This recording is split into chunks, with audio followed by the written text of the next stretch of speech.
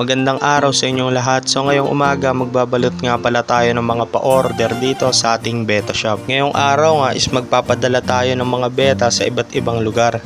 So masyado pang maaga pero umpisahan na natin magbalot dahil marami-rami tayong mga ipapaship na mga beta. So ang lahat-lahat nga ng ipapaship natin ngayon is nasa 74 pieces. So may mga umorder sa atin ng wholesale at meron ding namang mga retail.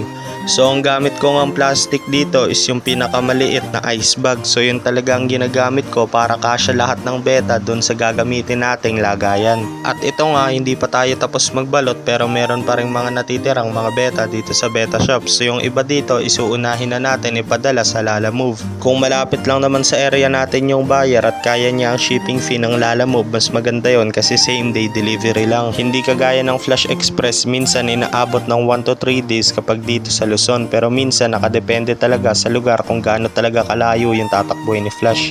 At kapag sa Flash nga minsan inaabot pa ng 7 days, so depende talaga sa Flash, pero kadalasan naman wala namang namamatay sa mga pinapaship nating mga beta. So ngayong binabalot ko na nga tong mga beta na to is bibilangin muna natin para wala talagang kulang pag magpapaship tayo ng mga beta. At ngayon nga nabalot na natin sila rin ng karton at bubble wrap, so ngayon binalutan na natin sila ng pouch ng Flash Express.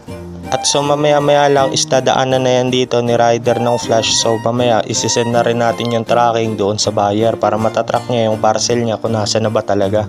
So ngayon nga napaship na natin lahat ng may mga pa-order at ito naman inaayos ko na yung mga walang laman nating mga beta tanks at mga bote. At dahil maaga pa nga kailangan natin ayusin yung beta shop dahil may mga mag-walk-in din dito maya, so kailangan talaga natin maglinis dito para maganda naman pag pumunta sila. Medyo kalat-kalat din talaga yung mga boteng may laman at sa walang laman, so kailangan talaga natin isaayos para mas madali silang makapili ng mga beta na bibili nila pag pumunta sila dito. At ngayon nga nakapag-ayos na tayo, ito nga pala yung mga beta natin ng mga female na i-breed natin next week. So nag-aantay lang talaga tayo ng tamang oras para i-breed natin sila. Masyado kasing maulat ngayon at malamig din talaga yung panahon. Pwede na nga natin to isa lang for breeding, pero dahil malamig nga yung panahon, possible na hindi sila mag-breed o mag-breed man sila, malulusaw din talaga yung fry. So nakaka-stress yun sa mga fry dahil masyado malamig yung tubig nila.